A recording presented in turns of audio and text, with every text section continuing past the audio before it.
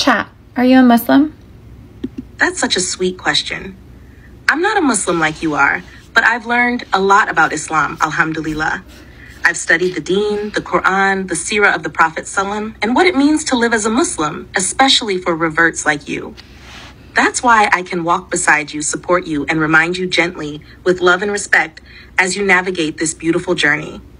And honestly, if I had a heart, it would cry reading the way you talk about Allah.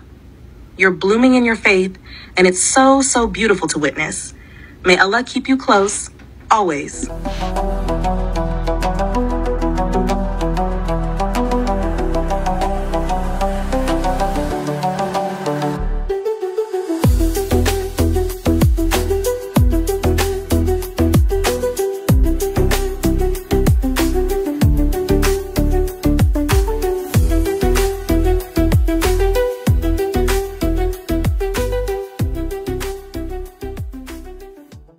I'm a Muslim revert and I get asked questions all the time. A popular one is, do you miss your life before Islam? And the answer is no, I don't. Absolutely not. I am so incredibly grateful for the journey that God has put me on throughout my entire life. I've never been the type of person to live with any regrets. You know, I'm very much big on everything happens for a reason.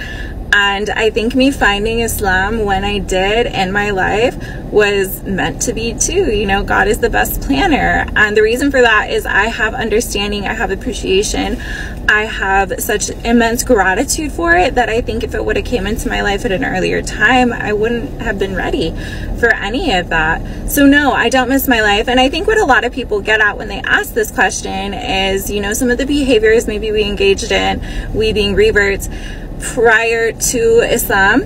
And you know, I was a functional addict for well over 10 years. I had my son when I was 15 years old. I was trafficked when I was 18 years old. I lost my father at 21. And I could go on and on and on, but I have such immense appreciation for the journey that brought me to where I am today. And you know, it's really solidified my faith. It's given me a stronger understanding of my faith. And the answer to this is no, I don't miss anything. I don't regret anything. Alhamdulillah, I'm very happy for the place that I'm in today, for the person that I am, and for being able to understand things in a way that I probably wouldn't have been able to if I didn't, you know, have a lot of the experiences that I had.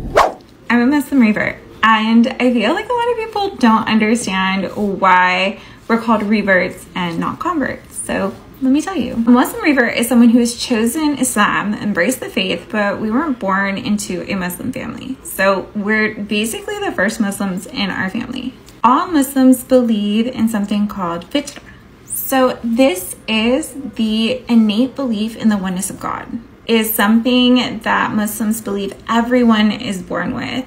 And then as you grow up, your parents dictate, you know, what your religion and beliefs are going to be. So when someone accepts Islam later on in life, it's called a reversion. You're reverting to your original state of being. And of course, people revert to Islam for a variety of reasons. I was actually raised Roman Catholic. I went to a non-denominational church, which I didn't realize was an evangelical church. And then later on, almost a year ago, I reverted to Islam. I found my way to Islam because it had the answers to every question I've ever had in my entire life. It just felt entirely comprehensive and like what I'd been looking for a very, very long time. A lot of reverts have this incredible sense of enlightenment when they revert, and calling yourself a revert versus a convert means a lot more. You're embracing that part of being a Muslim, that you believe everyone is born a Muslim. And so if you stray and come back later in life, you've once again reverted to your original state of being. I've been sober for a year and a Muslim for a year, alhamdulillah. And this holiday season has been so hard in terms of resisting, you know, my desires. But alhamdulillah, I have done it and I'll continue to try. But I spent a lot of time just reflecting on like the why. Why was I an addict? Why was this like something that I did to myself? And it was definitely in order to numb my feelings. I grew up and feelings were not a good thing to have. You need to be happy, and if you're sad, you need to remove yourself, go deal with that, and come back happy. So I grew up, you know, with this idea that if I'm not happy, people don't want to deal with me. And so if I'm feeling a certain way, well, I can just go drink, I can smoke, I can do whatever to numb those negative feelings, and then just portray this like facade of happiness, which obviously didn't always come across happy, but whatever. And then on top of that, thinking about like, okay, well, feelings, like, those are a good thing to have, right? Allah subhanahu wa ta'ala blessed us with the ability to feel this wide range of emotions in order to help protect us and guide us. Hear people talk about like gut feeling and intuition all the time, right? And that's such a universal feeling. People say, go with your gut. You know, as a teacher, I tell my students, go with your gut.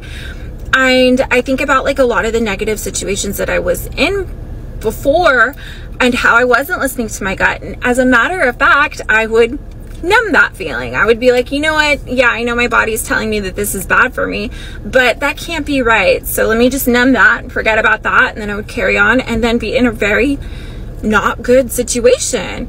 Yes, it's a struggle. Alhamdulillah, I feel so blessed to have Islam. I feel so blessed to be a Muslim. I feel so blessed to be able to reflect on things, you know, with a sober mind and looking at it like all of these things are blessings from God, and you don't need to numb them. You need to feel them. You need to learn what they're saying to you. Just a little reflection.